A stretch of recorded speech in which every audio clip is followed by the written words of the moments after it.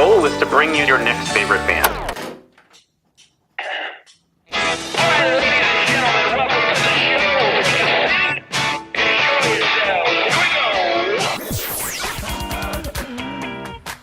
Thanks for having us. This is a very cool show. Yeah, so through many iterations, and we finally landed on the weirdest one by far. Yeah, simple of feelings, and boom, you got a sound. I remember this one time. I'd been writing some songs, and I went out. I'm just going right in on this story. I went out, and so I was. The story's longer than the song itself. We'll go ahead and play it. And listen, it's going to be everybody's favorite band.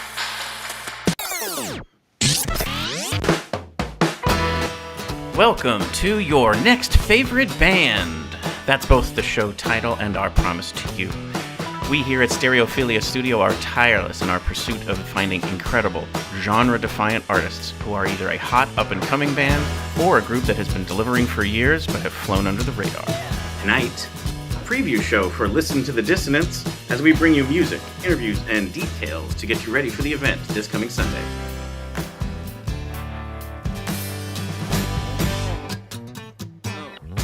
Each month, we will bring you live streams, audio podcasts, and perhaps even a live concert where you can listen to the stories and hear the music of artists personally curated by us based on what we feel will be worthy of your time. Be sure to subscribe and tune in to each episode because the possibilities are endless and you never know who will be your next favorite band. Hello, everybody. Welcome to the show. I am your host, Philip Reese. Hello, and I'm your co-host, David Moore. And you are listening to your next favorite band. It could be 5 of them. I believe it will be. It should be. It should be based is on the correct answer from what I know.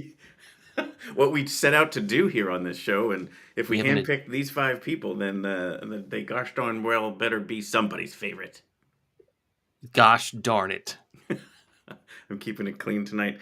David, how are you? I'm doing okay. How are you doing, Philip?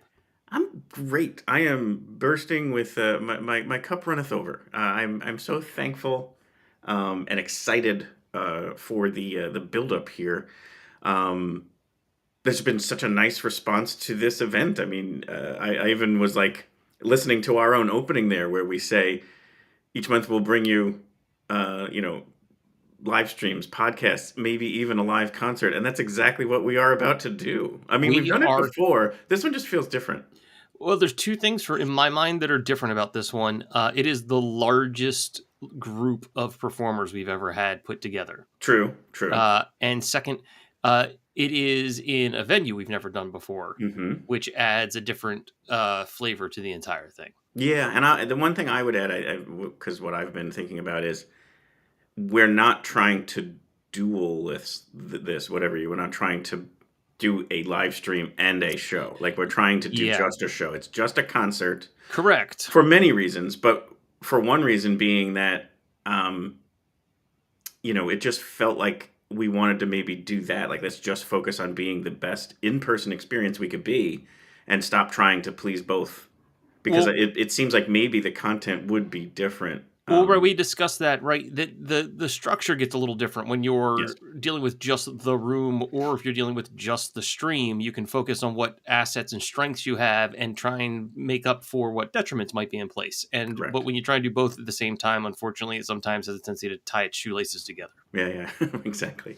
But I think the major reason why, and this was basically right off the top, since it is a day that is focused around mental health awareness and having conversations about that, the sensitivity, the privacy, and obviously there's an audience, so we're not talking about privacy. We're talking about there's an element to which you might be comfortable sharing a story with people sitting there, not the entire universe of 7 billion people, in the world. So which is our typical watcher count. I mean, for most people, that's, right. So, give or take 1 billion. Also, don't expect highlights from this, because even if we record something, it just may be stuff that, again, just is not something that we collectively it was for the people in the room. So if you can make, and that's not me trying to sizzle people to recruit them to come out. I'm just more saying this is something that just may be one of those things where you're going to have to be there. We'll try to share some highlights. We are going to have, hopefully the ability to record some stuff, but I bet you it's going to be more about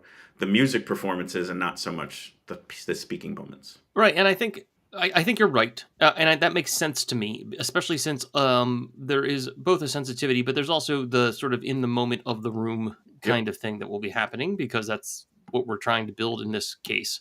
I do think we'll get some highlights from the performances that feels like a pretty good bet. We'll have to see how that all comes together. But that's also part of what we're here to talk about, because it is going to be, we're talking about the conversations and things like that. There's going to be plenty of performance. Oh, absolutely. So, and that's definitely something we want to talk off the top here, is that this is, I mean, it is, the first word you see there is songs. So it is primarily a musical performance concert, if you will. So by all means, if anybody is out there saying, you know, hey, talking about mental health isn't my thing, you still should come out, because it's going to be some incredible music, 5 amazing performers. We're going to play one song from each artist tonight in case you're not familiar with them. But the other element to it is you're probably going to see unique performances of music. So even if you are familiar, it's probably going to be acoustic. It could be slightly different because of the emotions of the day. And it also, I'm hearing from some of them, the performers, as we start to prep for the day, they might be pulling out songs they haven't released before.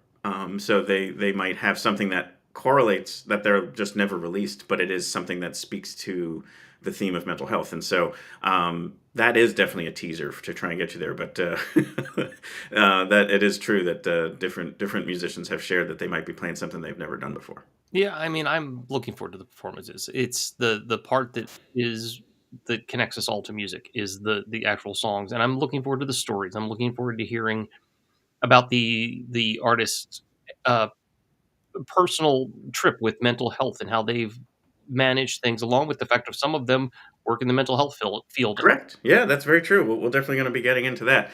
So before we get into the first song, and I'm going to share the Spotify playlist, I did kind of want to, again, on the thankful note, we have had such a nice response from, we hit the triple header. We were on the television, we were on the radio, and we were in the newspapers. So thank you to And right now we're on the internet. And now we're on the interwebs. But I was going to bring up our site. So here is the homepage, because I think I did say in the open there, this coming Sunday. So for more clarity, as David often keeps me honest on, Sunday, February 4th. This is the homepage, nextfaveband.com. David is the curator of this website. He does a brilliant job with it. So I'm also grateful for David and your talents.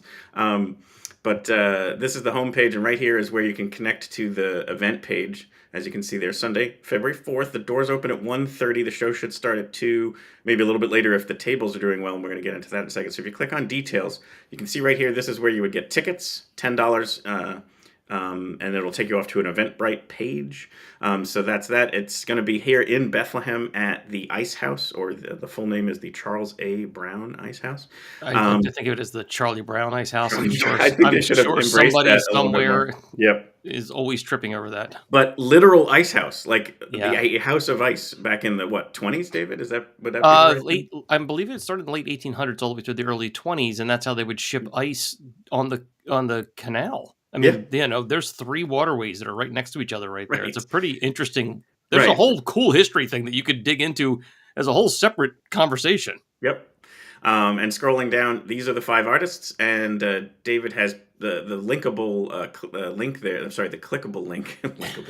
Clickable link there brings you to the page that has the interviews that we've done with them. That we have interviews with every one of these artists. So you'll be able to kind of go and check that out. And I'm going to speed past all that to get to the bottom, because here's another thing we're very, very thankful for. We have sponsors. We have 3 sponsors: Cafe the Lodge, Members First Federal Credit Union, and Touchstone Theater, each one of them providing something unique and different, and very, very helpful for us. So Cafe the Lodge is so perfectly connected to what this day is about. David, do you have something you can share about them? Well, I mean, your awareness of like what they do. Yeah, so the business model is fundamentally it's a food place that does, what you would think food place does, along with the catering, but they basically focus on individuals of adults who have mental health diagnoses in the local area that they employ there to work in the facility, and it's an unbelievably great fit. for Yes. what our event is. And Plus, the food's damn good. Exactly. And so they're based here in Bethlehem, and they heard what we had going on, and they were like, hey, can we provide you guys lunch, and for the musicians and stuff? And we were like, that's amazing. So that's terrific. And thank you to Cafe The Lodge. Members First Federal Credit Union, a very, very philanthropic, credit union banking resource for the community. And they are very much big on supporting things that are going on. So they heard what was going on and wanted to be a part of that as well. And then Touchstone Theater is a really, really cool one because it actually helps us talk about off the top of the show. They often write their original works. And so they, two of their members are actually writing original monologues about mental health. And so they're going to be kind of the way we step into this space is through their art and their excellence and their performance. So thank you to our sponsors. And also thank you to Tiffany Sondergaard, TS Brand Elevation. She's been the one that has brought these organizations the awareness of what's happening and connecting the dots for how special it can be. This is what I was talking about before. There's like some great press going on here. You can see there we were on WFMZ. So thank you to Bo Coltnow and 69 News, the morning show over there on Saturday. We were on there with Knotz and Christine Elise joined and talked about the day and their organization, Higher Grounds Music, as well as performed 2 songs. It was really amazing. We've been in Lehigh Valley News, so thank you to John Moser for writing about us there. And then WDIY, the radio station, has basically like a press release about the event, and that's playing on the airwaves for them. And so thank you to all of the great press we've gotten. We're going to get into these organizations. These are the ones that are going to be tabling at the event, but let's get into the music. As most people say, get to the music, Phil. So we're going to highlight our headliner here, Mike Maines and the Branches. So before I do that, I wanted to kind of bring up, we did create a Spotify webpage. Spotify webpage. Listen to me, I'm really bungling the whole day. Phil is trying to organize a lot of things at once, and so he's making up new things as we go. Right, yeah, I'm just inventing lexicon as we go. But here is a Spotify webpage. That's what my brain was trying to say to me, pull the webpage up. But this is a playlist, as they refer to these days. We have a channel, so if you go to Spotify and you have an account, or if you use the free version, you could always follow us. So Your Next Favorite Band is our channel, obviously, and then we create playlists throughout the year that support the guests we have on the show, and it also is some things like this where we're going to build this. So this is 5, 6, 7 songs from each of the 5 musicians, and it's just called Listen to the Dissonance songs from the performers. So if you want to learn more, again, beyond this, but right now we're going to play Losing My Head, which is off the new album by Mike Maines and the Branches, and so enjoy this. I'm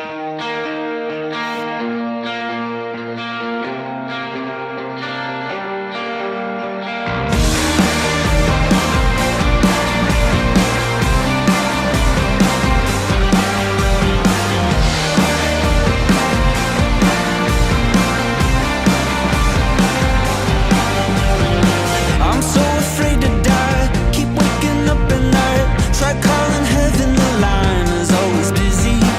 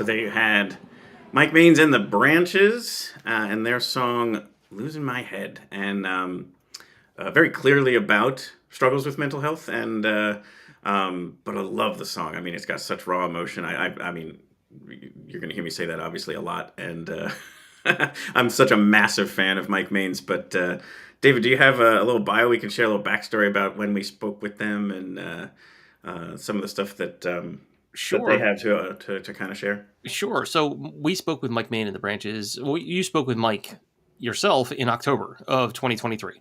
And the little insight into the band, they're led by Mike Maines, who ponders events and experiences as well as their ensuing effects on his identity, telling intimate stories through artful pop rock. And I think that's a nice summation of what we just heard there, actually. 100%. Yeah. It is a great conversation with Mike. You interviewed him in a backstage of a venue, which was really great. Ardmore Music Hall. And there's a couple of fun construction noises and things that are part of the experience. But it is a great conversation. And it is the second time we've actually spoken with Mike. So if you really want to dig in, there's a prior conversation from very early on in the show. In fact, episode number 1, he was numero uno. He was number 1 of ours as your next favorite band. So number 1, and then back in last October.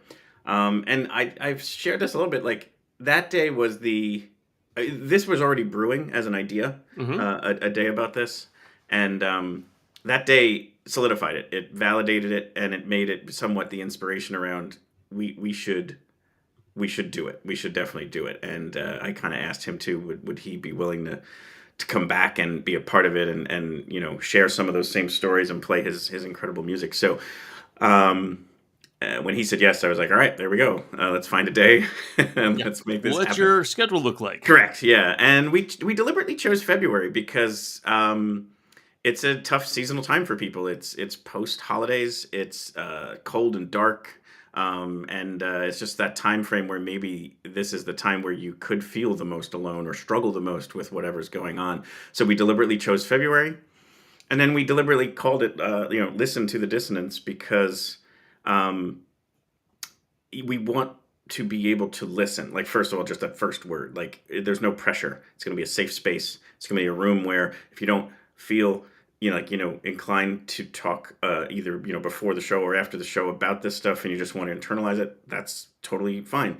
But the dissonance part is, it's saying listen to the dissonance, because dissonance is not necessarily bad or ugly. It's just part of music. It's something that sounds a certain way. But it's intentionally used by people who, songwriters, and it's meant to generate a certain emotion. And if you listen to it, it has an element of beauty to it. Because if you just, back to the mental health side, if you just ignore this stuff, it's not gonna progress or get better. So if you listen to it and capture it and kind of harness it, then you might have the ability to move it forward. So that was why we called it what we did, is because this is something that's going to be a data to listen and to absorb. Yes, when we talked about this, when you gave me the original idea of what you wanted to do with this show, that was not quite so wordy, but you gave me that sort of discussion about it. The other thing about the February date, and I know this may sound a little bit glib, but it's not meant to be, is there's not a lot that's happening right then. And it's nice to have something that people can do. Like, I mean that sincerely. Like, I know it sounds like it's not meant to be that way. We have so many things. As you said, we lead up to the holidays, and then it's after the holidays, and then it's basically like, wait till it gets nice. Yeah, wait for April. Unless you're a ski person. Like, that's and I think there's an opportunity here. So let's use that. Yeah, and again, if it is a time where people are a little bit more in their darker places, then this is another element to kind of maybe shine a light through that. And speaking of shine a light, we really wanted to spotlight a specific organization. We found out about this organization called Backline, and their website is called Backline.care. And that is what they do. They care. They're this incredible organization that's dedicated to the music industry. And we just thought it was such a powerful thing that, again, people who listen to music are often involved in the industry. And so this is a free resource to people who are, and it's not just musicians, but we speak with the executive director, Hillary Gleason. She'll go through kind of who would be eligible for their services and for what they offer. But it is a wonderful, wonderful organization. And when we reached out to them, they responded so nicely, like, here we are, doing our thing. And we were like, hey, we're doing this day about, songs and conversations. And they were just like, sounds amazing. Let's do an interview and talk more about what our organization's about. And there's one thing in particular that I think is so easy for us to all to be able to do for musicians is to put these Venue 1 sheets up in green rooms so people have the awareness and the very quick and easy access. But take a listen to our interview with Hillary Gleason, Executive Director of Backline.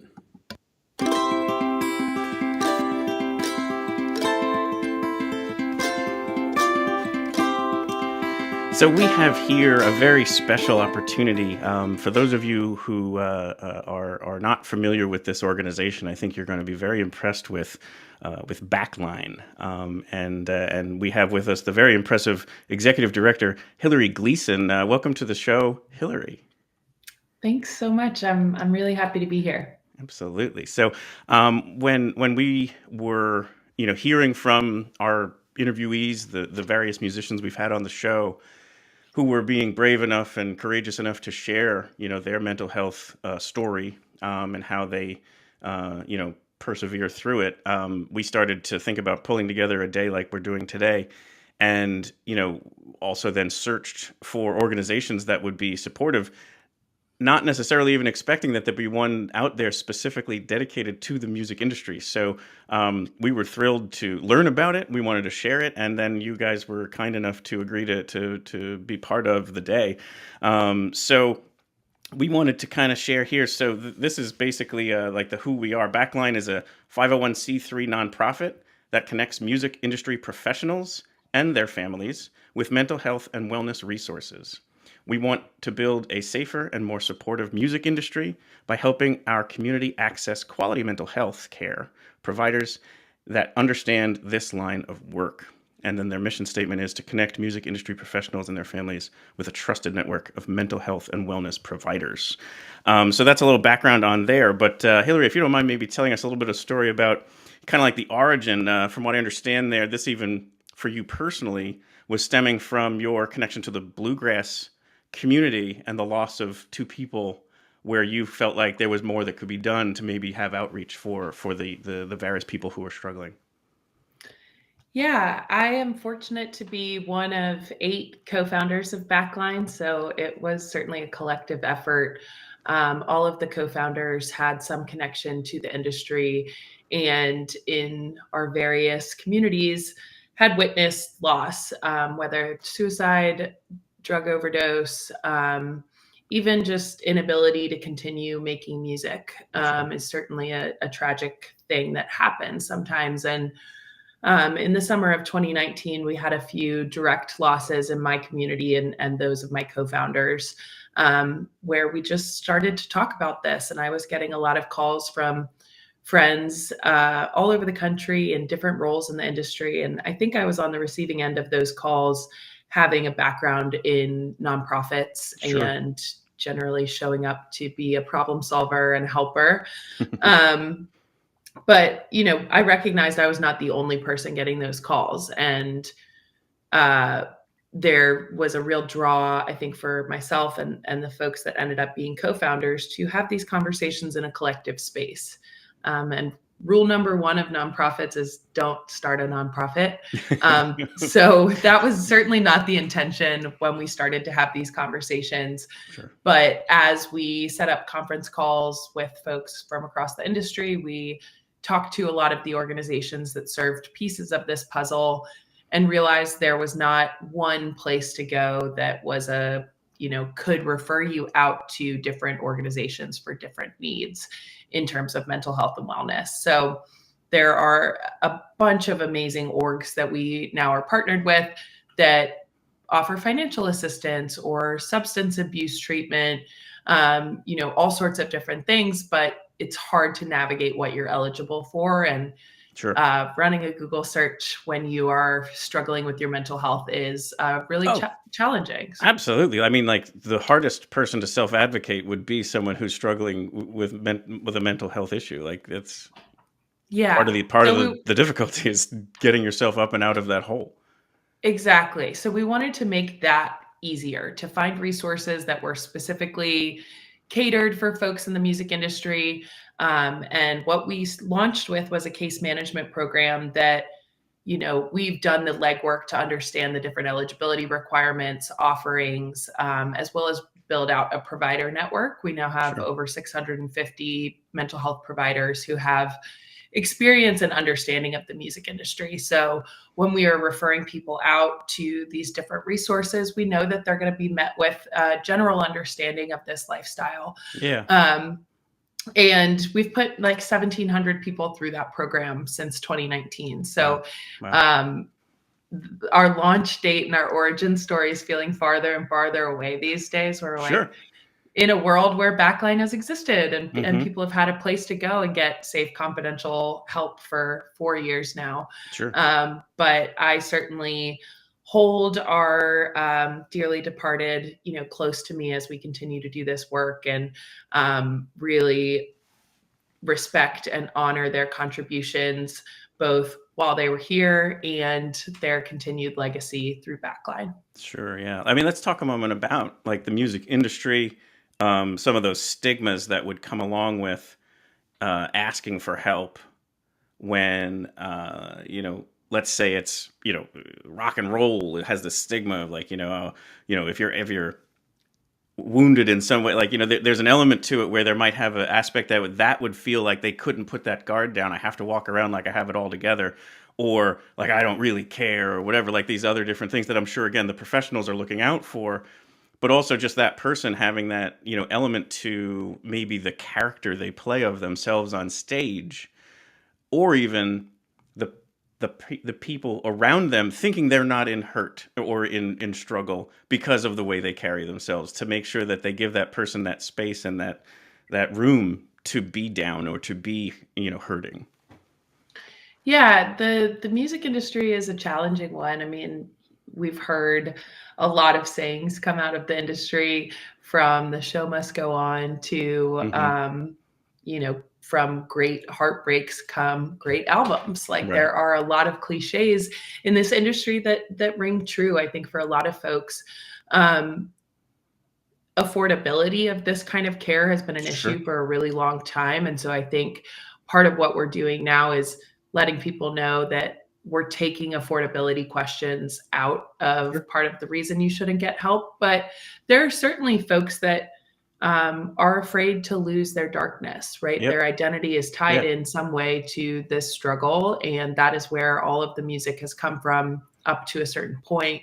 So I think there's a creative fear around, if everything in my life gets better, what am I going to write about? But I'd rather see us try that one, and I'll have faith that the art will still come.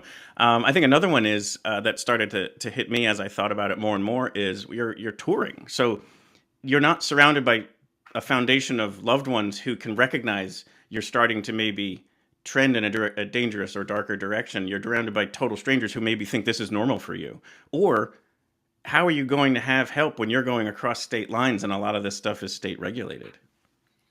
Those are all very real challenges.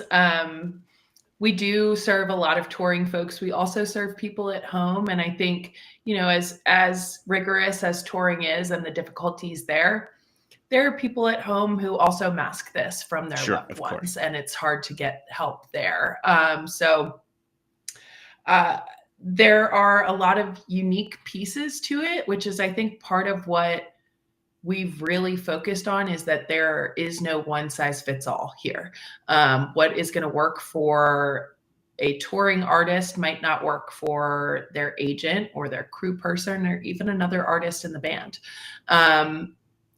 So we try to have just like a variety of modalities. Not everybody needs a therapist. Some people do need a therapist that's willing to work with them while they're on tour via telehealth. Certainly the pandemic has made that a bit easier Sure. To navigate now, but the state regulations are very much a real thing that we have to navigate often with our clients. But I think, yes, touring makes it extra hard. Lack of privacy is a lot of it. Yeah, that's true. Yeah. And sharing I think, hotel rooms or in cars constantly, never by yourself, to be able to do that. Yeah, I can so totally see that. yeah, and even if you want to do therapy, where are you doing that if you're in a van, traveling long distances? Sure. The other thing about not being around loved ones is that itself is a stressor. Yes. So it's not just that they can be, your support system and look out for any significant changes, but it's also, you have this added layer of really missing out on things at home. Yeah. Certainly a challenge for parents who are touring professionals, but it exists across the board. And I travel a lot for work, and it's hard to build community at home when that's the case. So you get home and all of a sudden there's no one around you sometimes. And that can feel really staggering, in that you're, constantly surrounded by people, then you're fully alone and you don't necessarily have a community there at home. So we see it all. There's like so many contributing factors. Absolutely. Sleep I could even think is a huge one. Sure. Sleep, or even just when the tour is done. So you went through these highs of adrenaline and what have you, and confirmation of the people are enjoying your art, to now having it over. That's got to be difficult too. Or even another one that dawned on me is you're constantly surrounded by vices. So if you're, a recovered alcoholic, or substance abuse is in your history, and now you're suddenly in bars and in all these areas, like, it's got to be so difficult with the constant presence of that. Yeah, it's really, there's so many things to get swept up in this industry. So we've covered there, like, the complexity of this particular industry and all these different, either presences or absences of things that only just make it that much more challenging. Let's talk, before we head into the website to kind of point people in the direction of how they could ask for help, let's talk about who could be eligible, because it's not just the musicians, it's their family members, and then even more so, it's the industry. So if you don't mind touching on that. Yeah, we intentionally launched with really large eligibility requirements, recognizing the huge ecosystem that is responsible for bringing music to fans like me. That includes, people that work in studios. That includes the security staff at the venue, tour bus drivers, photographers who often don't have a band that they work for. They often don't have representation. So there's a lot of folks in the industry who don't have any sort of collective that they're a part of. We want to make sure that they are also included in this. And the inclusion of families is incredibly intentional. My co-founders and I really know that lifestyle. I was the partner of a touring musician for years, and got a front row seat to how challenging that role can be. And recognizing if your partner or your sibling or your parent is really struggling with these things and doesn't have access to quality care and doesn't have support in navigating this space, that also affects your ability to go make music. And so this ecosystem is interconnected in so many ways, and we believe each and every person that is a part of it is worthy and deserving of quality care, and we know that we can provide that. And our case management system, it's easy. It's easy to navigate. We have a great database. Yeah, and you can talk about that a little bit more, the different services provided. So this is the homepage, and you can see here what we offer: case management, support groups, education resources, and wellness. Yep. Case management is our bread and butter program. It's just a matter of filling out a form on the website that has a little bit of information. You're then automatically going to receive a link to schedule time with one of our case managers, all of whom are mental health professionals that have an understanding of the music industry. We do a quick intake call to understand what you're looking for, what you've tried, if you need a specific type of provider, whether that's an additional layer of training or a specific background, as well as what you can afford. So we are really getting specific about what people's needs are and what their resources are, so that we can make a care plan that takes into account what they can afford, how often they want to go, what kind of providers or partnerships or groups that they want to go to. When you get off that call, your case manager immediately gets to work in compiling a care plan built specifically for you. So you get a PDF email with all of the different resources that we think are a great fit for you. Here's 4 therapists that match what you're looking for, that are licensed in the state where you live. Some of them offer teletherapy. We're really going in and getting nitty gritty. And our provider network, 650 or so providers across all 50 states. Many of them are licensed in multiple states. Many of them now offer teletherapy. We also have life coaches, sober support, financial aid resources, you name it. Come to us. Tell us what it is that you're struggling with or what you need if you know that. But sometimes people don't exactly know what they need. Just like, I need to make a change. And that's exactly what our case managers are here for. I see it as your friend who understands both the mental health care landscape and the music industry. So it's a really safe, confidential conversation. And it also takes out the need to tell your bandmate or manager or someone, you can maintain confidentiality in this if sharing with the people that you live and work most closely with is not feel like helpful to your situation. Yeah. And here's some great stats here. Basically almost 15,000 resources accessed, almost 500 support group sessions, almost 1,500 case management submissions, and 10,000 wellness event attendees. So, and that's and counting. Every time you come here, it's going up. Then there's some testimonials here and whatever, like some different things to kind of touch on. Let's go to this Get Help area, because I think this was showing, like you just touched on, what happens when you get there. This is how easy it is. You just come here, you click on Get Help, and you click on the one whether you want the case manager or the join the group. And if you don't know, then you just go ask for help. So it is that we'll say it's easy, but it may not be.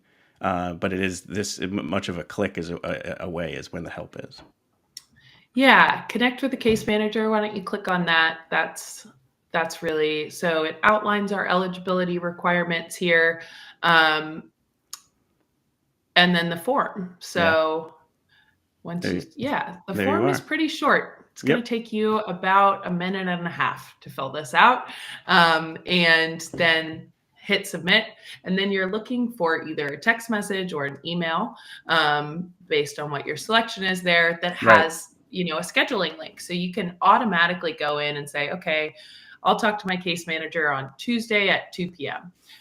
We generally have a lot of availability for case management calls, so you can get on a call the next day.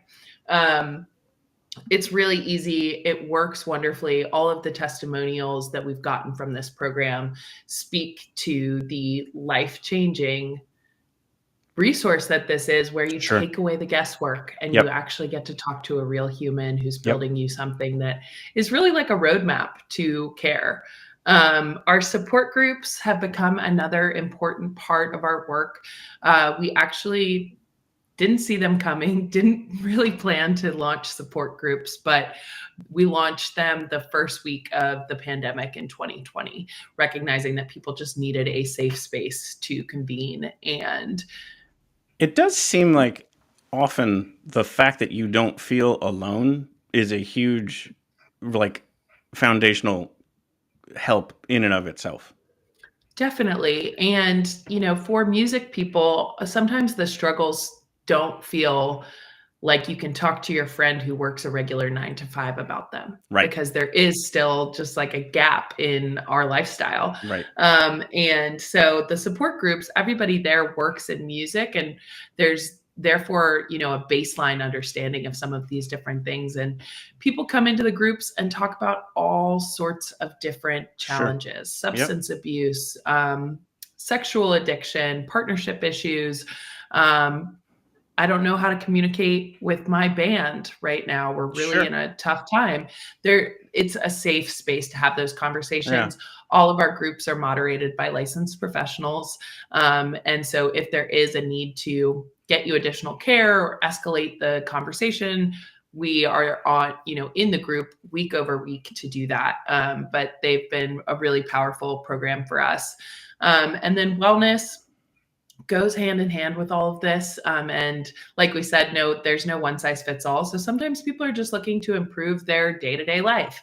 And we have a whole suite of wellness partners that have made their platforms accessible to music industry folks. So you can get a free yoga on demand subscription, breath work, meditation, all of those different things. And we really encourage people to take advantage of these resources that are being made free to music folks, to see, what is doing a 2-minute breath work before you go on stage look like? Does that help calm you?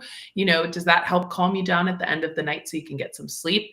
Right. There are practices and things that can be implemented in our lives that make things a little bit easier. And I really like to think about it as fortifying ourselves for the unknown and the uncertainties. So if you take a little bit of time for yourself for some sort of wellness practice during the day, I've certainly found in my personal life that it helps make everything else kind of flow easier. Everything feels a little more manageable, and, high levels of stress will get to you. And so anything that you can do to lighten that load is incredibly helpful, I've found. Yeah. And I noticed too that in each one of these categories, it wasn't just, you're not necessarily having to have it be just about the mental health issue, meaning not just depression or anxiety or these other elements. There also were the affinity aspects of it could be specific for Black and African American or LGBTQ. Like there are elements to that as well, that if that's a piece of what's important to you, then that is available as well. Yeah, we really are trying to build resources that resonate. And when we're referring folks out to providers, we want to make sure that they are feeling seen and understood as whole people. And sometimes that means you need a provider that has a background in working with queer folks or comes from a community similar to yours. Those are requests that we should all be advocating for ourselves to have. Unfortunately, the mental health care space is not super diverse. So there is a really high percentage of white mental health providers. But that being said, there are some amazing organizations out there that we work with, including the Black Mental Health Alliance, Queer Therapist Collective, Latinx Therapy, and others that are working specifically on this. So when people need something like that, we have great partners that we can go out to, utilize their referral services, and make sure that you're meeting with a provider that you want to meet with and you want to share and connect with. It makes all the difference. Absolutely. And that's probably a good pivot to what people can do to get involved. So if you're not necessarily the person seeking the help, what can you do? There's ways to be part of the network. Like I wrote down kind of like some of the different ways. One would be if they are either a person who can lend services and expertise, they're a professional, they could reach out. Obviously, donating funds, there's always a huge way. You can see right there on the top right there, the donate button. And then also volunteering. So if you didn't have the expertise or the funds, you still always could help out by donating your time. Yeah, we accept all help. And this is certainly a community care model. So we have been so blessed over the past 4 years to have the support of fans in this, particularly during the pandemic. Fundraising was a tough thing. A lot of our money raised comes from actually inside the music industry itself. So this start your own fundraiser button has been huge for us. People can actually go on our donation platform, create a peer-to-peer fundraising page, and let their friends know, hey, I'm raising money for Backline. Here's what Backline does. This is why it's important to me. Join me in this. If you don't have the ability to donate, that doesn't mean that your friends and community won't be inspired by your passion for this cause.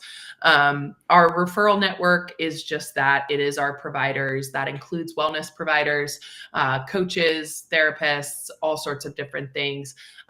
Growing that is our number one priority so that we're always able to send people out to care. And we've had folks come up with all sorts of events, different things. Here I am, joining you today. Any opportunity to spread the word, to help us show up in different communities. We really are working hard to make sure that people in music know that we exist and that we're here for them. So we appreciate any support in that journey. And then I see venues popping up here. That's a huge piece for us. Absolutely. I think this is going to be one of the, if there's one takeaway I would ask everybody, like obviously if you're a venue, this seems to be an easy one. If you're just a concert goer, maybe print these out before you go to the show and ask the venue when you show up there, do you have these in the green room? Send your favorite venue an email and ask about it. They're downloadable right from this page on the site. We've also had folks email us and want to customize them to match the venue branding. We did that. Last year, we were up in about 250 venues. Live Nation has come on. Yep. I can download it. Sorry. Yep. Live Nation has now come on and made sure that these are backstage in every Live Nation venue. Their support is obviously paramount as we are working to reach more people in the industry. So we are up in about 400 venues, and there's several thousand venues around the country. So we would love to see more people sign on for that program. It's as easy as downloading them. Yeah, and if you think about it, if that hardest step is the first one, and you're struggling as a musician and you're in that green room, and then there right in front of you is one of those signs, and you can do something as easy as scan the QR code. That might be the difference between saving someone's life and not. Exactly. And a lot of it is also brand recognition. Like right before the show, you're probably not going to go fill out a form for case management, but maybe you're taking a picture of the sign. Maybe you're taking a picture and sharing it on social media. Yep. That's been really helpful way that people are getting the word out. We have artists that are like, this is so cool. I want to make sure all my friends know about it. But the reality is that a few weeks, months, or years from now, there may be a situation in which you need a little bit more support. Our hope is that you think of Backline in those moments. So the more places that we can be, the more places you see our logo and information, hopefully you'll remember that we're here to support you. Sure. So just real quick, I kind of wanted to run down your bio because it's very impressive. You've been at this since you were 17 years old. You teamed up with a surgeon at Duke Hospital and have been helping out hospitals in Africa since then. You still do it to this day, don't you? Yeah, my last trip there was in November. So, you got plenty of time, just kicking around, taking care of all the, making the world a better place. I have a hard time sitting still for too long. But also involved in, after college, you organized some of these large scale events through the Global Citizens Festival and Global Citizens Earth Day. So you've been donating your time and your effort and your energy to basically all of these different types of very important topics and very important needs. So I just kind of wanted to point that out because you're a heck of a human being, and thank you. Thank you for doing all of that, and in particular for what you've done here with Backline. I think it's changing lives. Thank you. I really appreciate it. Living a life of service is really the only thing that I've ever done and has ever made sense to me. Both of my parents are nurses, so I credit them a lot with my heart. But also my dad is an insane music fan. And he instilled in me from a very early age that if he could go see a good concert, it would help him to be a better dad, a better husband, a better employee. And I really resonate with that. And so throughout my career and even before, I was going to shows to fill up my cup. And so I've never worked in mental health before Backline. Everything I've done otherwise has been really international focused. But the opportunity to give back to a community that has given me so much is really been the journey of a lifetime. These past 4 years have been just really full circle. I go to shows when I need a pick me up. I put on an album when I'm sad, when I'm happy, when I want to celebrate something. And so this is really an opportunity to apply my knowledge and history to a community that has given me a lot. And I struggle with depression and anxiety and have had a long journey with mental health myself. So I know how hard it is sometimes to get help. But I also know that, working in service to others helps me get out of bed in the morning. Sure. And not let those things win. So I feel very fortunate to have the opportunity to do that through Backline and through the other work that I do. Yeah. Oh, well, thank you for that. Thank you for doing this today. Thank you for kind of being part of our Listen to the Dissonance event. And Hillary Gleason, Executive Director of Backline. Important to point out the website is Backline.care. So highly memorable, but also not what you'd expect necessarily. You could also go to Backline.org. We now have that domain too, which makes a little more sense for a nonprofit. So Sure. I hope that people will reach out. We're also on all social media at Backline.care, and we are hello@Backline.care. So reach out to us. There's so many ways to get involved, to show support, to get help. So we're really here for it. And again, built on a community of music lovers. So thank you for introducing us to the Listen to the Dissonance community. And we're really so honored to be here. Absolutely. Thank you so much, Hillary, for all you do.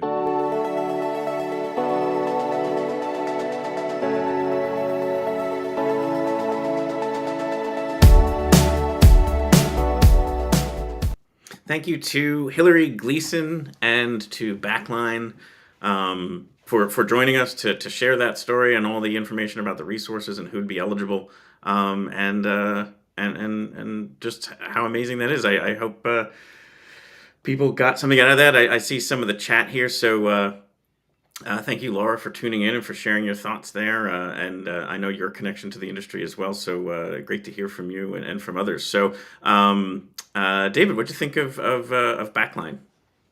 Backline is great.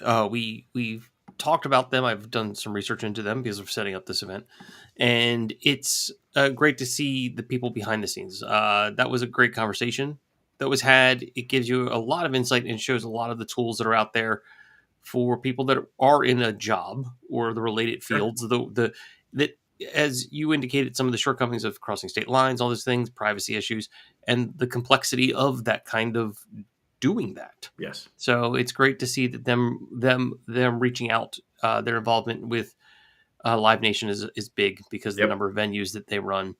So hopefully that will get the right information and the right tools in front of the right people. Sure. Yeah. And right on their site, which we'll link to in the show notes, but is very easy to get out there. You heard there, it's either Backline.care or Backline.org.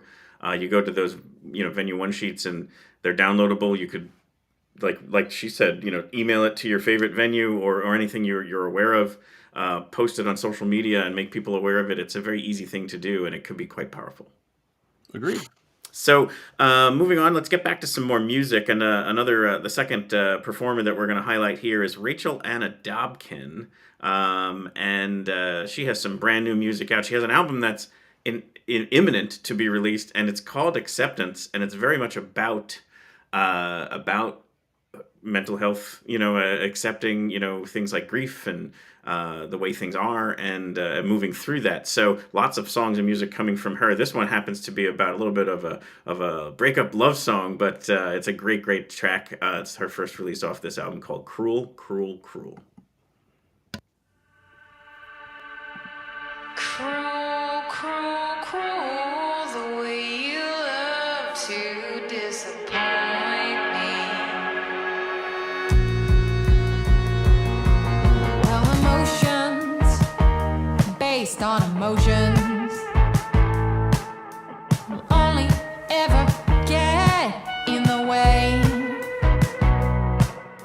Now I have nothing to remember you by. Left me, yeah, you left me ready to die. 'Cause it's cruel, cruel, cruel, the way you love to disappoint me. And I'm a fool, fool, fool to ever think you're gonna change. And darling, I know you want me, and don't you know I want you to.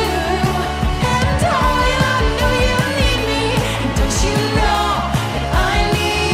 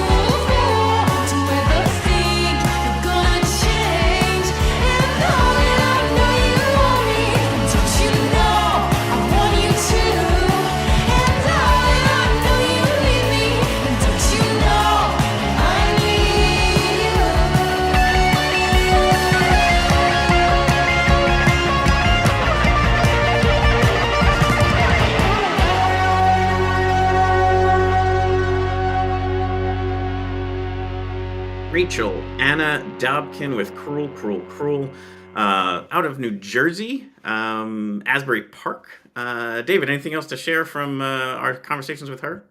You spoke with Rachel back in September of 2023. That was a weird time where I was at the power failure or something. No, I know where I was. I was visiting my father at that point in time. But that was back in September when you had that conversation.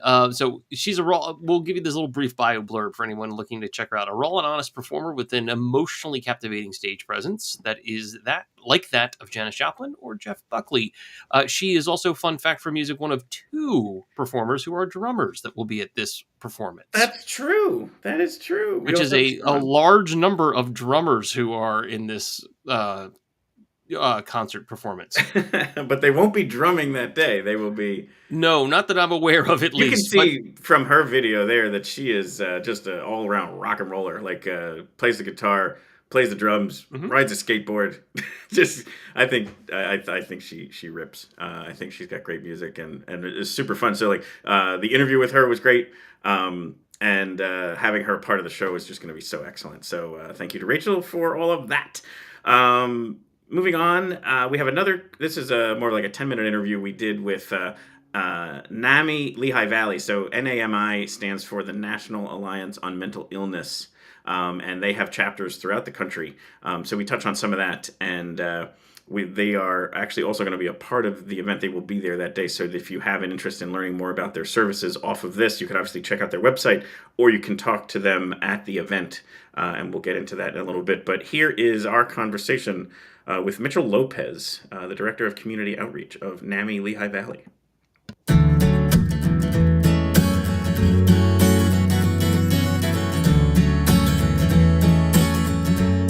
Thank you, everybody, for tuning in. As you know, today we are listening to the Dissonance. We're basically spending some time here with music, with musicians, and with the stories about mental health journeys. And we're now going to spend some time with Mitchell Lopez from NAMI, which is the acronym for the National Alliance on Mental Illness. Mitchell happens to be from our local chapter here in the Lehigh Valley, but there are chapters throughout the country, so you'd have access to their services and their advocacy nearby, most likely. But welcome to the show, Mitchell. Philip, thank you so much for having me. I am the Director of Outreach for NAMI. I do things. I'm Brazilian and Cuban. And have been living here in Pennsylvania now for 2 years. And, I was born in South Florida and, come from a background in other areas. I was a professional soccer player and less than a decade now. And absolutely am in love with the mental health community and all the work necessary in it. So thanks for having me. Absolutely. Thanks for coming on. And so what's funny is, when I search for names, when I just Google search names, and it's musicians, sometimes I find, it's people with the same name who are also equally as, findable. And I did see a soccer player whose name was Mitchell Lopez, and now I'm realizing it actually was you. That's right. That's very cool.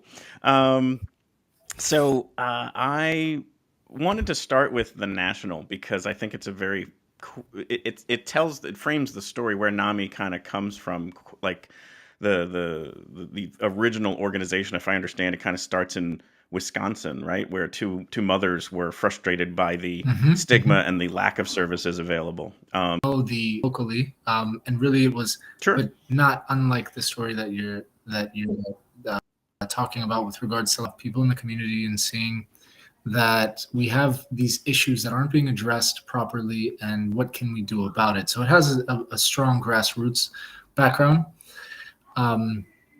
What I can say is the wonder of how NAMI works is we have this national program with these signature programs of like peer and family support, and then we have these hyper localized programs that make so that whatever's going on in your community is being addressed, and that's the way that it works on a national scale. given that hyper focus to what's going on locally. Yes, absolutely. And so I do have the NAMI Lehigh Valley website here. Why don't I bring that up, and maybe you can even speak to more specifically some of the services that would be available. Awesome. So, right. So here you see NAMI Lehigh Valley. We create Source Center where you are able to go and access these groups and this program and this education source that allows for people that, and everything is done free, allows for people to see that there are other groups that are just waiting to kind of take in and help you along your journey. We are huge advocates and are constantly doing fundraising and connecting with other organizations to create the very best web that allows for the community to feel empowered and to feel supported. Yeah. When you look at that website, Phil, what's the first thing that kind of pops up for you? Well, I think for me, it's the fact that obviously someone in crisis would have access there, but I think there's not enough awareness about people who maybe aren't at that point, like that it's okay to ask for help because Absolutely. you're struggling with something, not because you're at a crisis moment, and it's better to catch that earlier in the process anyway. Absolutely. I love that you say that. So one of the big things that I think of when I think of myself with the role that I have to play here is obviously the destigmatization within like my community, the Hispanic community. But knowing that, if I go to my grandmother and I talk about therapy, and I say to her, why don't you do therapy? She'll think that what I'm saying is I'm calling her crazy. Yep, absolutely. And so a big part of that is just like you say, the destigmatization and just the normalization of it. And I joke, and my way to really offset the seriousness is making mental health sexy. And the reason for that being is because it seems like it's the same way that when you date someone and you know that they go something that's attractive to you, knowing that someone sees a therapist, Yeah, I think that it's we really use that kind of we use that correlation to physical health as a metaphor also, where physical health gets this, ability to be on a continuum where you're something between, unfit, or out of shape and at your peak physical performance, and you could be somewhere in between and just working on something. And you would go and hire a personal trainer maybe to help you along there. Whereas mental health gets this on-off, unwell, well, like, it's only two choices. Right. And so I get that. And again, hopefully we're getting better at it generation by generation, but there's still so much work to do where it's okay. Yeah, we absolutely are. And I know this because there are spaces where I'm invited to speak. And one of the things, before I even start talking about the data, start talking about the very large seriousness of this situation, is just addressing the fact that we can have these conversations in a public setting, whereas in some communities it's still not something that is acceptable, it's still not something that is celebrated, and it's the shame and the guilt, and there are a lot of things that we can address culturally that I think like we wouldn't be having this conversation now to a public audience maybe as soon as like 20 years ago. This wouldn't be something that would be important and would bring in an audience. But today we know that the importance of it is so that we can't go on without addressing these things. And it matters. And the more that we address it is the sooner that we will get to our peak performance as fit as we can be. So yeah, it is. It's so important because I think it was showing up on the site in a bunch of places, and it's what keeps echoing through these conversations with the musicians and the people who are listening, where there's this element of feeling alone, and once you know you're not alone, it becomes so much more bearable, I guess. I mean, it becomes where it doesn't make anything go away. It doesn't make it okay, Sure. but it makes where you feel like you have hope and you can face the next day, and you can do that again tomorrow. Yeah. And it's you're going to make progress. And so I think that's what the big help here is the more that we do talk about it and destigmatize, the more people will feel they're part of a community and can get better, can work through stuff and have hope. So there's this formula. I'm not a math guy. Yeah, my sister makes a joke that I was a math guy until they started putting the alphabet in it, and that was like 7th grade. But I have a math formula for community, and it's this: you take a bad thing, and you share the bad thing, and the bad thing is better. It's less heavy. It's manageable. It's shared. Therefore, it's divided. And you share the good thing, and it's multiplied. Right. So no matter that's what you're going through, when you share that thing, when you take it to your people, when you have your people and your people embrace whatever it is, whether it's moving and you have too much stuff and you can't do it by yourself, and your friends come and it's a pizza party and now everybody can move, or you win the lottery and now you throw a party for everybody. Whatever it is, when you share it, it gets better. Yeah. No, I like your math. I like this. And to apply it to this, to the Listen to the Dissonance event, we'll be covering the heavy topics, and it'll be easier to share.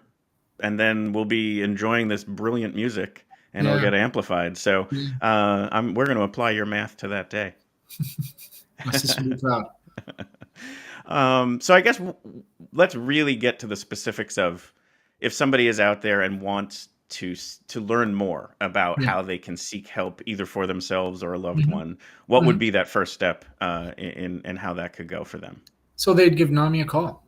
Okay. And at any kind of reaching out. So we have social media, but any way in which you could reach out, I think we would be able to start the process. And it's just like you said, it doesn't have to be, when things are hitting the fan. It can really be as simple as, I feel like I'm feeling alone, or I'd like to find a support group. And then we have weekly support groups, and I am working on and will be this year, and hopefully in the next few months already, opening the bilingual support groups. And then we have peer-to-peer, which is facilitated by someone that had lived experience. And then you have family to family, which you're working with those that have lived experience living with someone that does have a mental health issue. Yeah. Right. So you could even use, so obviously the people who need services or help, there's obviously that aspect to this conversation. There's also the flip side of the assistance with donating of money, time, expertise, or like you just said, I'm sure if a family has worked through an issue and is now on the other side of, of whatever you might say is they're now less struggle. Yep. They might be able to help out somebody else. So there's many ways to be plugged in and involved with the organization. Yeah, and we're always, this conversation only happens because people are passionate and see the importance of it, and it just takes passionate people that are willing to dedicate themselves to the cause. And you can do that in so many different ways. All it really takes is starting that conversation and putting yourself out there. Absolutely. Well, Mitchell, thank you to you for all that you do, for all that NAMI does locally here and across the country. And also, I look forward to having you all at the event on Sunday. There will be a table for NAMI there. So again, if you come to the event, and again, you just want to learn more about the services, there will be someone there who you can speak to, and going to be making mental health sexy, from what I understand. We'll be trying. That's right. Well, Mitchell, again, thank you so much, and thank you to NAMI. My pleasure. Thanks for having us. I'll see you. Absolutely. See you Sunday.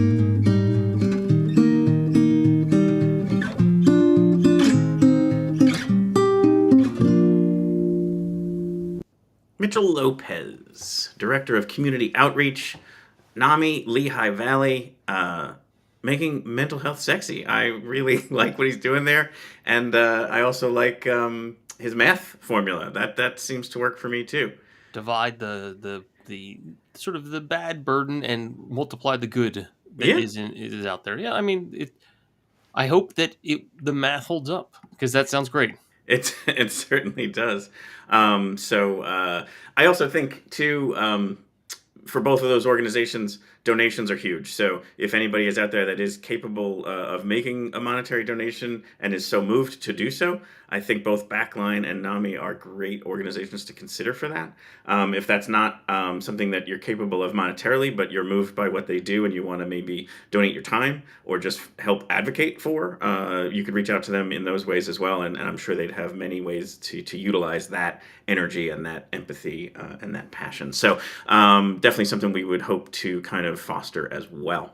Knowing that we want to keep things rolling here, they're going to be tabling at the event. We're about to get into some of the other organizations, which is a total surprise to us that this kind of blossomed. But we'll get into that in a second. We want to play another one. So since we were just talking about the local chapter of NAMI, let's talk about our hometown headliner, the local Lehigh Valley member of the lineup, Carly Comando of Slingshot, Dakota. And here is their song, Paycheck.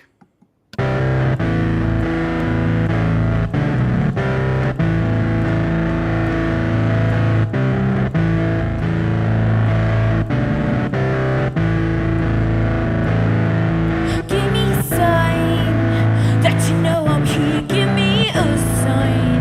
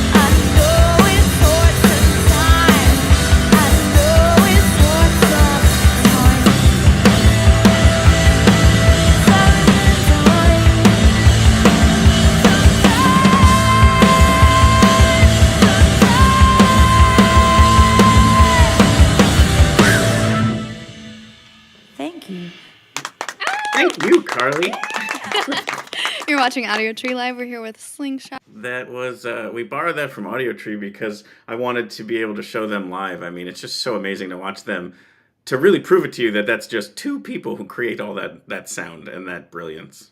That wreck it in a good way. Like, I mean that sincerely. Correct. Yeah. So, But, we also had Carly as a part of our songwriters round back in November and got to have that flavor of what it's like when it's her as a solo performer. And it really is something to see and experience. So again, for those of you who know Slingshot Dakota, you're in for a treat when you go see Carly perform some of those songs solo. Absolutely. Yeah. You get to see some of the nuance that might be lost in the cacophony of the two of them playing together. And at the same time, she definitely tells the story and reveals some of what she's singing about. Yes, absolutely. That's probably one of the beautiful parts about this is we're obviously going to spend some time talking with each of the performers a little bit about their story and their journey. But then when they go up on stage to perform their songs, they're going to connect, inspirations or backstories or lyrically what the song is trying to tell the story of. And so quite a treat, I'm sure that will be. So we talked about basically something kind of blossomed out of nowhere. We didn't necessarily know this was going to happen. But once, again, the word got out there that this was happening, different organizations started to reach out and say, hey, could I set up a table at the event? And we thought that was such a great idea. We were just like, yes, let's do that. So the room will also have NAMI plus 6 other organizations. So there'll be 7 tables of organizations providing various different services, some of them mental health services, some of them just simply supporting safe spaces and working through. So the first one we want to talk about, actually, Carly Comando is connected with Reset Outdoors. So if you don't mind, maybe tell some people about Reset Outdoors while I bring the site up. Sure. Reset Outdoors offers nature-centered well-being. For individuals and families, they provide counseling services that reconnect you with nature to help you live a healthy and balanced life. For teams, companies, and organizations, they provide both professional development and leadership programming that creates a healthy, empowered, and engaged workforce. And one of the cool things they do is their service is often outdoors. You are literally often on a hike or some sort of outdoor space when you are sort of reconnecting. Yep. It's a word they use frequently. Correct. Yeah. And they speak about how it can help with anxiety, depression, and other elements that kind of just getting that happening can be a coping mechanism. So very beneficial stuff there. So if you want to learn more about Reset Outdoors, please join us or check out their site or both. And Carly officially is a facilitator and the Reset Wrangler. There you go. And another organization that Carly is connected with is Lehigh Valley Girls Rock, who do not really necessarily provide mental health services, but they provide safe spaces. And so let's hear a little bit about Lehigh Valley Girls Rock. Lehigh Valley Girls Rock is dedicated to empowering cisgender girls and women, plus non-binary and transgender folks through music and art. And they have camps that they basically set up frequently that they have, and they also have after-school programs and community workshops that they do. It sets all this up for them. Absolutely, and they have like that summer camp that culminates into a performance, and it's just wonderful what they do. And we had a chance to speak with the chair. Is that was Director, her title in July of 2022? So you can go check that out, and along with one of the former students who now has progressed and become a volunteer. Yep, absolutely. And also, she has played with Carly. That's right. Yeah, that's on Jolie. stage. Jolie has played with Carly on stage. Absolutely. This is apparently just about Carly Commando at this point in time, and all the way the she connection used there blue. of those two organizations were just a little too great to not have that back up like that. And then the last one we wanted to chat about here is Find Yourself and Be That, which is a great title, similar to the name of our show. Just name it exactly what it's about. So here's their website, and David, tell us a little bit more about Find Yourself and Be That therapy practice for millennials and Gen Zs seeking affirmation, guidance, and sex positivity. They pull from humanistic therapy backgrounds and are primarily counselors who provide cognitive behavioral therapy, or CBT, and are trauma-focused, person-centered, compassionate, and culturally competent. Yeah, this sounds like a very, very important organization to have connected if the need is there. So, again, table there and be able to find out more about what they offer. And now we wanted to also get back to some music here. What we have is Seán Barna has this wonderful song called Disco Nap. And here, check it out here, and then we'll learn a little bit more about him on the other side.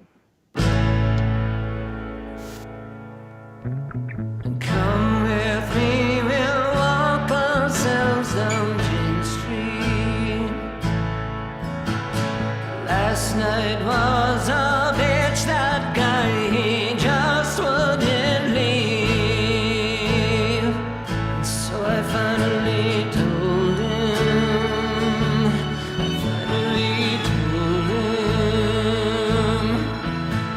if you're at Macri Park, then baby, you found the scene.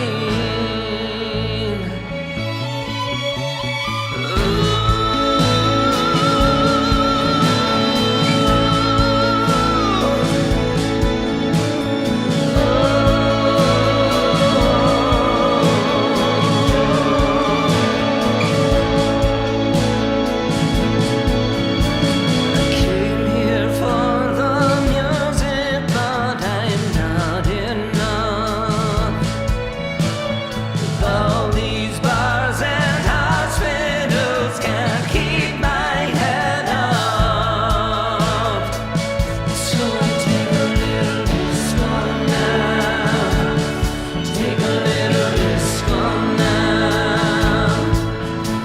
You pulled the king of hearts when you just wanted a queen.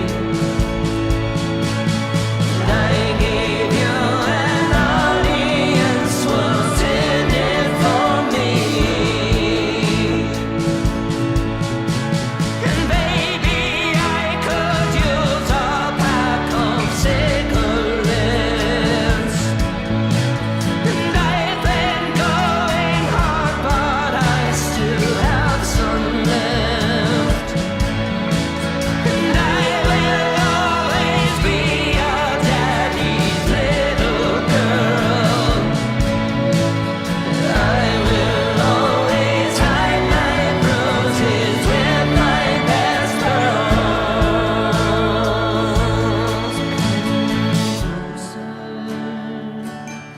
Come a little closer. Tell me that you noticed. Just come a little closer. I like it when you're dancing. So just come a little closer. Now do you get some feeling? I'm looking 'cause you showed me. She ran out from the bathroom and ran into the street. So thank you for the audience. Now, baby, let's leave.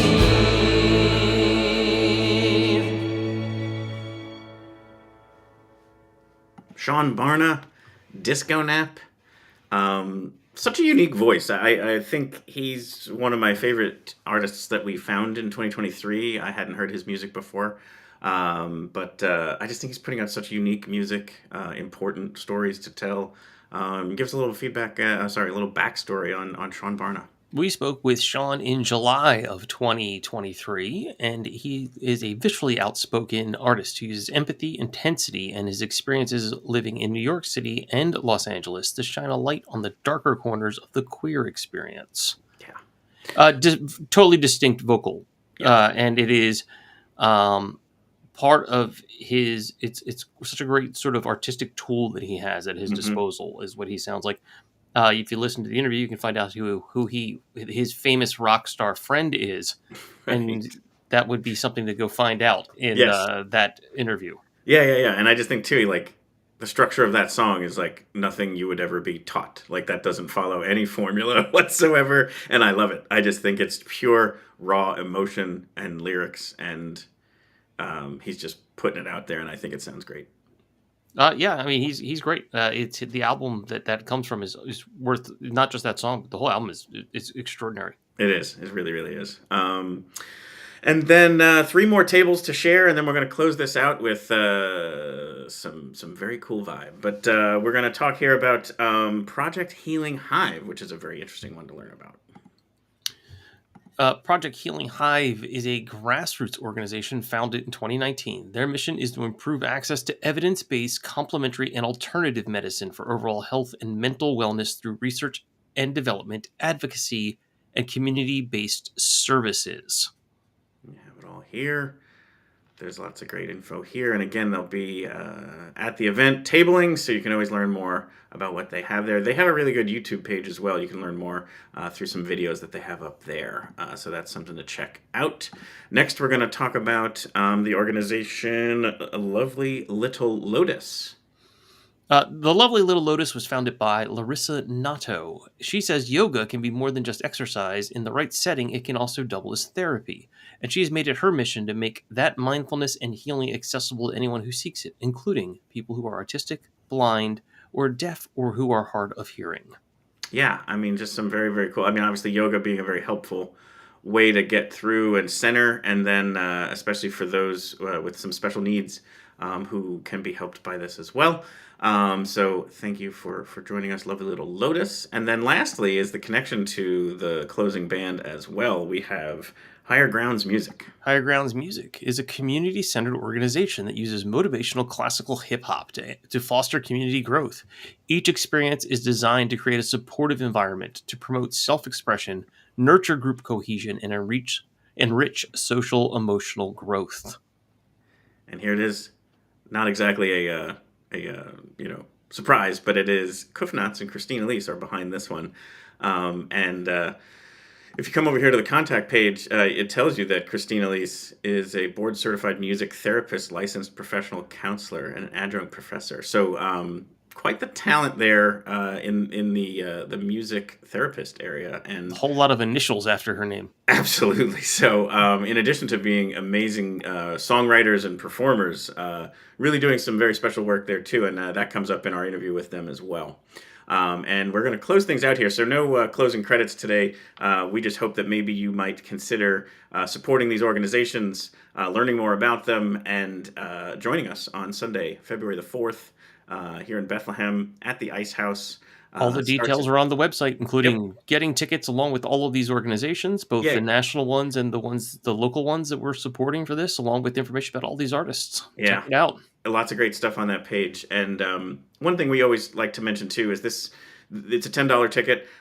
If you're in a position where that's actually too much, or if you wanted you and your child to go, or you and your partner to go because you think it would be important, and again, the adding that up is just going to be too much for your budget, reach out. Let us know. This is more about being there, hearing the stories, hearing the music. Or let's say there's a support group out there that has 10, 12 people in it, and that's just too much budget for that. We'd rather have you there. So please reach out and let us know. Or if there's other organizations out there that want to set up a table and share the services that you're providing, reach out, let us know. We can see if we can find a way to make it work. The IceHouse has a lot of space, so we probably can make stuff happen. But just reach out, let's have a conversation, and let's have a very important and special day, and we hope you might join us there at the IceHouse on Sunday. Doors open at 1:30. Show will start at 2. Should be about 2 hours long, and I'm definitely looking forward to it. So thank you to all of the artists, all of the organizations, all of the community outreach. And here is Knotz and Elise bringing you the perfect song to close things out, "Community" by Knotz and Elise.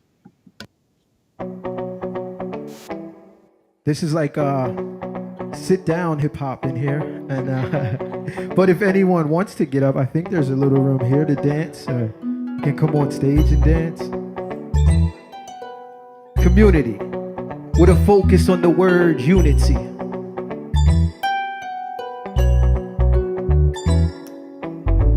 Building a community. Unity. Routine has come over me. Build. The medium between fight and faith. The labyrinth of society. A building and community. Unity. Routine has come over me. The medium between fight and faith. The labyrinth of society. What's up, y'all? This is for the people. Hold your heads high, soar like an eagle. Prosper the mantra, opposite of evil. Plant the seed now, sit back and watch the tree grow. What up, y'all? This is for the people. Hold your heads high, soar like an eagle. Prosper the mantra, opposite of evil. Plant the seed now, sit back and watch the tree grow. Building and community. Unity. Routine is time over me. Build. Meeting out between fight and faith. The labyrinth of society. A building and community. Unity. Routine is time over me. Build. The meeting out between fight and faith. The labyrinth of society. My whole life, y'all, I search for truth. Come to find out now it lies in us. I walk a narrow path of the indigenous. There's dirt roads and stones, poverty-stricken homes. My observations, what creates these songs. What I talk on beats is what I walk in streets. My pen hits the paper, the truth just leak. It's deep, but I still hold on with overworked hands and underpaid pockets.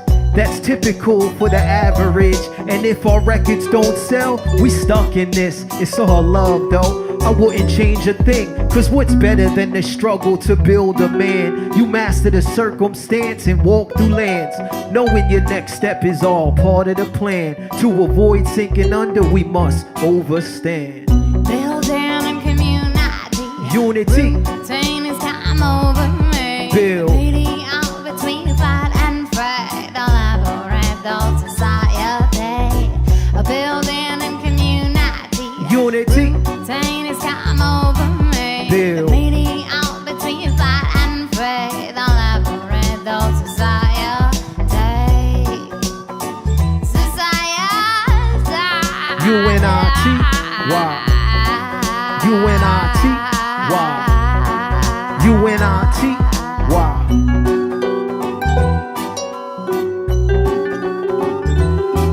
Unity.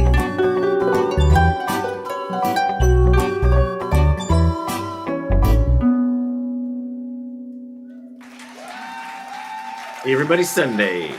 Get your tape.